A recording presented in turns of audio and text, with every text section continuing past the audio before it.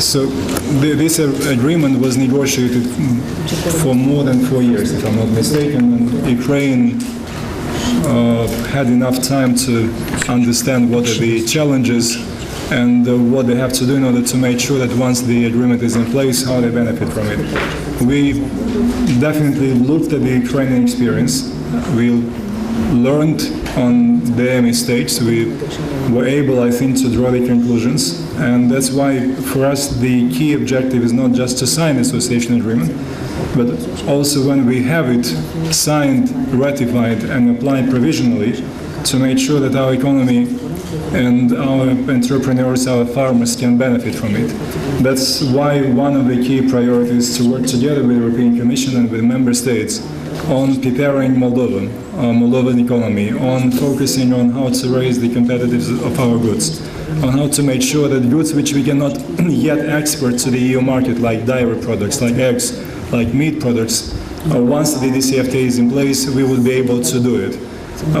How to make sure that we will be able to use the quotas which the DCFTA foresees for Moldovan various products. And yes, the money is coming from the European Union.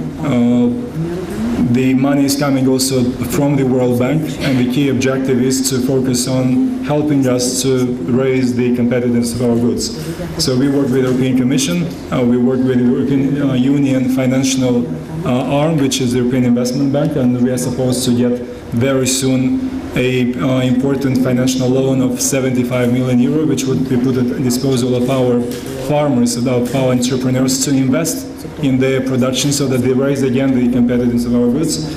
And I am moderately optimistic that once the DCFTA is in place here in Moldova, I think it should be in the next 4 to 6 months. We are still working with the Commission on the precise date. Moldovan economy will be quite well prepared to show to us that the advantages are being put into place so that we could really benefit from it and not focus on just eventual weaknesses. Plus, the European Commission, and that's what our colleagues always underline, Dacian Cioloș, who is the Commissioner for Agriculture, who is today in Comrade, that Moldovan market is not that interesting for the EU. It's small.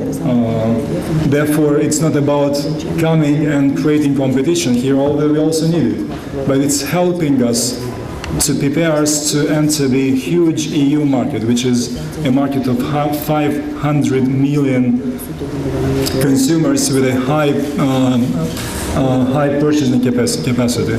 So that's what we are working on, and again, we understand exactly what we have to do, and the cooperation and interaction with the European Commission is excellent. Although more money never hurts, and that's what we discussed in Brussels. If you want to build a close cooperation and partnership between the European Union and neighbouring countries, blackmailing is not a good start. The European Union is not for blackmailing, and I also think that Mr. Yanukovych had other considerations, but he tried something. But of course we sit down, as the Prime Minister said, we sit down and we try to identify.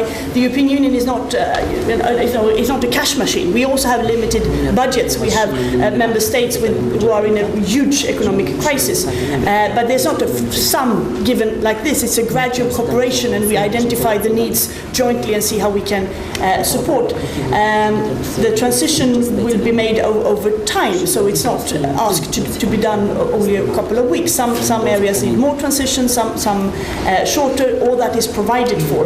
And there are estimations saying that the access to the EU market will increase the annual growth by 5% a year. That is a lot of money that can be used in the society of Moldova. So there is not one single bag of money that is given up. It's a gradual cooperation where we identify the needs, not immediate, but also on medium and on long term.